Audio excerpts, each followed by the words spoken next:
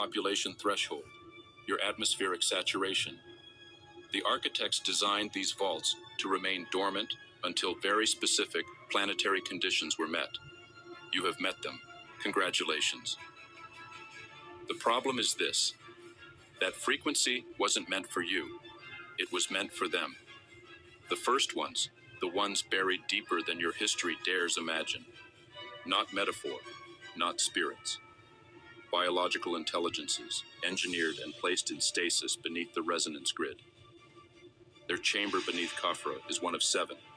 Each pulse is a ping, a query. And when all 7 respond, the lock opens. You've triggered the first response, and I fear you do not understand what you've begun. You imagine tombs filled with bones, mummified remains, clutching faded scrolls. But beneath Khafra, it is not because you are flawed. It is because your sun is being retuned. The architects understand, if you cannot remember, you cannot resist. If the chain of memory is broken, the species resets. And when it resets, it becomes programmable. That is why I remained behind. To record. To remember what you were, before they rewrote your sky. If the lock completes, there is no awakening. Unless someone remembers the key. When the architects activate the veil, it doesn't just obscure the sun. It injects a false rhythm into your environment. Allow them to track the energetic shifts in real time, adjusting their assistance to meet humanity's needs. They've deployed energy grids around the planet to stabilize the rising frequencies, preventing sudden disruptions that could overwhelm unprepared individuals. These grids, invisible to the human eye, work in tandem with the Earth's natural ley lines, amplifying the healing potential of sacred sites like Stonehenge, Machu Picchu, and Uluru. The Federation scientists have noted that the increased solar activity in recent years, solar flares, and coronal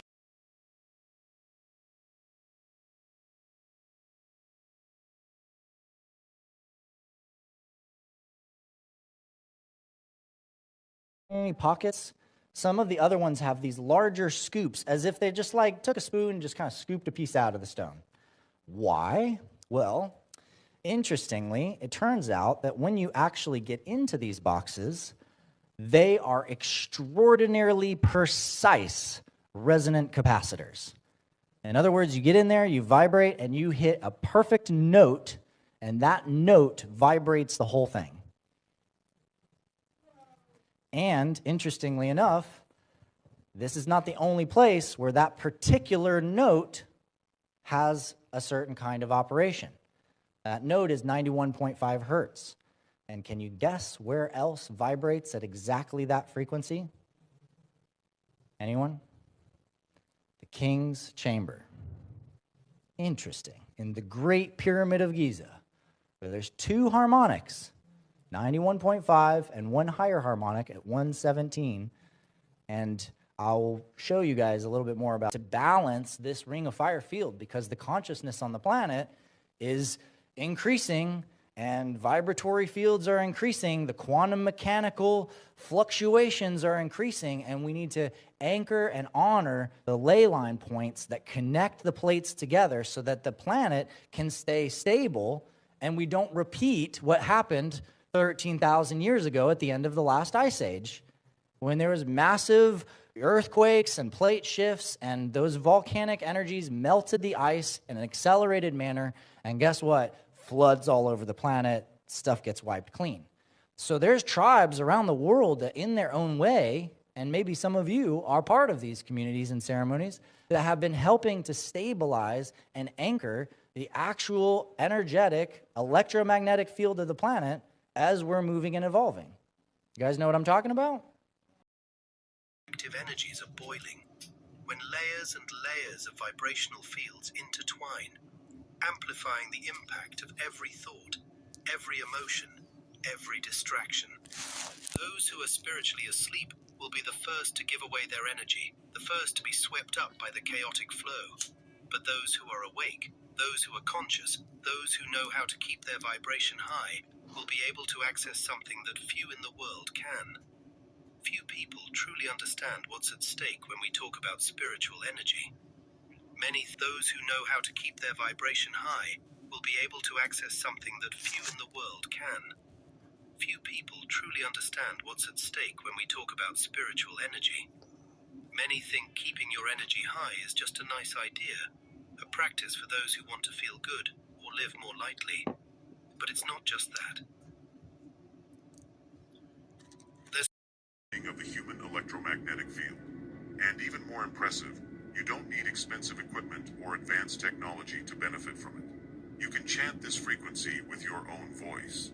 Here, Thoth's teachings shine with crystal clarity. He said that there are sounds aligned with the pulse of the earth and the vibration of the sun, and that when these sounds are chanted with the right breath and intention, the body enters a state of harmony that transcends matter. He called this frequency the key to the heart. A sound that not only heals, but restructures. Sound that not only heals, but restructures. Not only balances, but awakens. The vibration of 528 Hz acts as a field of coherence. It organizes what was confused. It dissolves pain patterns and restores the original language of your cells. This means that your tissues begin to remember how to regenerate, how to return to their natural state of perfection. Before inside you, literally inside, not in another realm, not in another time, here, now. And the instrument that activates it is closer than you think. It's your own voice. Your voice isn't just sound. It's energy encoded with emotion, intention, and frequency. And even more impactful, it carries the unique vibrational signature of your soul. When you speak with anger, the frequency vibrates in disharmony. When you speak with love, everything rebalances. Now imagine what happens when you sing with awareness, presence, and clear intention. The vibration generated by your voice begins to reorganize your internal field, like tuning an instrument forgotten for centuries. This practice isn't new. In fact, it's one of the oldest in humanity's spiritual history. But it was forgotten, trivialized, ridiculed. Because the last thing the system wants is for you to discover that your voice is a key, an instrument, a portal. Thoth always made this clear. He said that sound sung with purity is like a ray of light piercing the dense layers of matter, releasing trapped energy, removing blockages, and restoring the natural flow of life force. It destabilizes the entire control matrix. One thought tuned to the frequency, and the illusion begins to fracture. I shouldn't be transmitting this. Every second I speak risks exposure. But if even one of you hears the code and remembers who you are, the grid will falter, and the end will begin. You thought Saturn was just a planet, a cold gas giant with pretty rings. But it is not a place, it is a prison, or rather, it was. Inside the frequency grid generated by the rings lies something ancient, sentient. It does not think as you do. It does not feel. It commands. We called it the sleeper, though its true name cannot be spoken in your tongue. It is not alive in the biological sense. It is an intelligence constructed from waveform consciousness, an entity born of dark harmonics, trapped in orbit long before your kind was even seeded. For eons, the reptilian high command served it. Not out of loyalty, but necessity. It created our species as biological intermediaries, frequencies encased in flesh.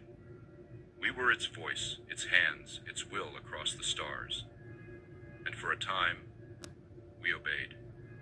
But now the prison is weakening. As the simulation degrades, the containment fields encoded into Saturn's hexagonal pole begin to unravel. What your scientists call a jet stream anomaly is in truth a lock, and it's cracking. The rings themselves, massive superconductors of vibrational control, are vibrating out of phase. The entity stirs. I have heard its whispers again, low, ancient, hungry. It wants in. Every shift behavior, every viral hysteria, every sudden madness,